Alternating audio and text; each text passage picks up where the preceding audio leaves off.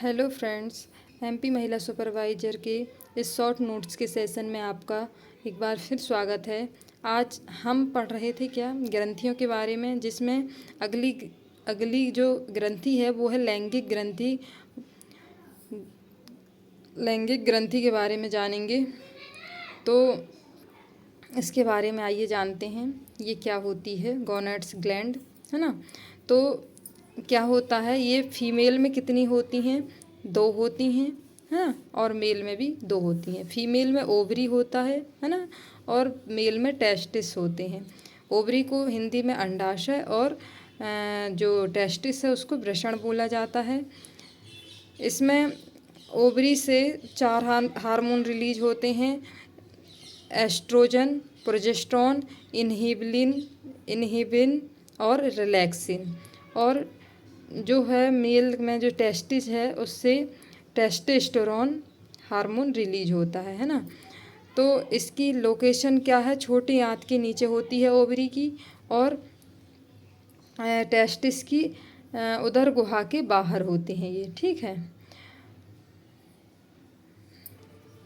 फिर आती है बारी टेस्टोस्टेरोन के कार्य की। टेस्टोस्टेरोन के कार्य क्या होते हैं? द्वितीयक लैंगिक लक्षण का विकास, यानी कि स्तन का निर्माण, है ना, स्तनों का निर्माण हो जाता है।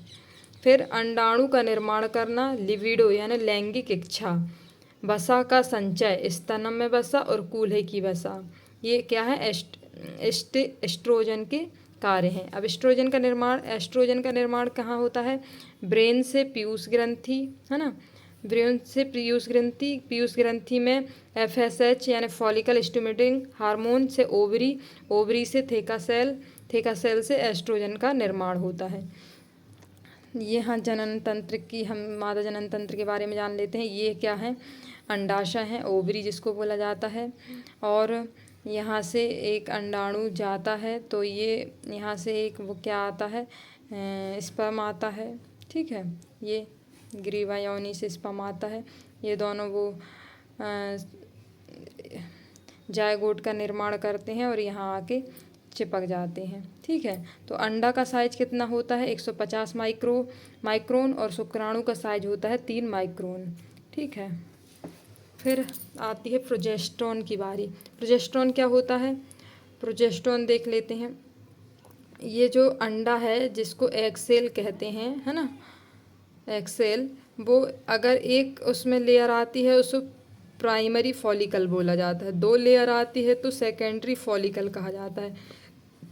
2 से ज़्यादा लेयर आती हैं तो फॉलिकल ग्राफिकल कहा जाता है ना, ग्राफिकल फॉलिकल कहा जाता है। और अगर अंडा क्या होता है, ये लेयर से बाहर आ जाता है तो उसे ओवुलेशन कहते हैं। अंडे का ओवरी से बाहर निकलना क्या कहलाता है? ओवुलेशन कहलाता है ना।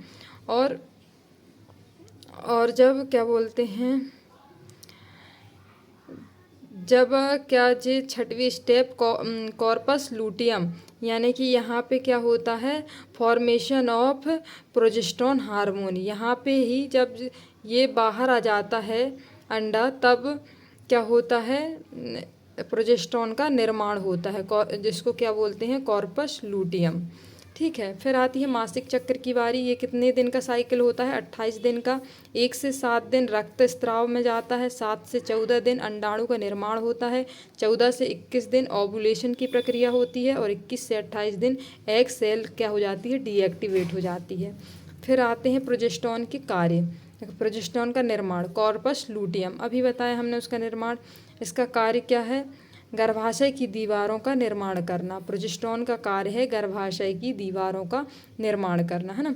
जो ये गर्भाशय होता है उसमें ये जो दीवारें बनती हैं उनका क्या करना? निर्माण करना प्रोजेस्टेरोन का कार्य होता है। फिर आता है क्या? रिलैक्सिन क्या होता है? जनन के समय मदद करता है ना, यानी कि जब माँ शिशु को जन्म देती है तो उस समय रिलैक्सिन हार्मोन मदद करता है। फिर आता है इन्हिबिन यानी मंदक क्या होता है? एस्ट्रोजन हार्मोन के निर्माण को धीमा करता है। एस्ट्रोजन जो हार्मोन है उसके निर्माण को क्या करता है? इन्हिबिन धीमा करता है। फिर आता है टेस्टोस्टेरोन, है ना। जो काय में मेल में पाया जाता है। इसके कार्य क्या हैं? द्वितीयक लैंगिक लक्षण का विकास करना, शुक्राणु का निर्माण, लिबिडो यानी लैंगिक इच्छा, आरबीसी के निर्माण में मदद करता है, मांसपेशियों के निर्माण में सहायता करता है। तो आज के लिए बस इतना ही, अब जानेंगे नेक्स्ट वीडियो में। Thanks for watching.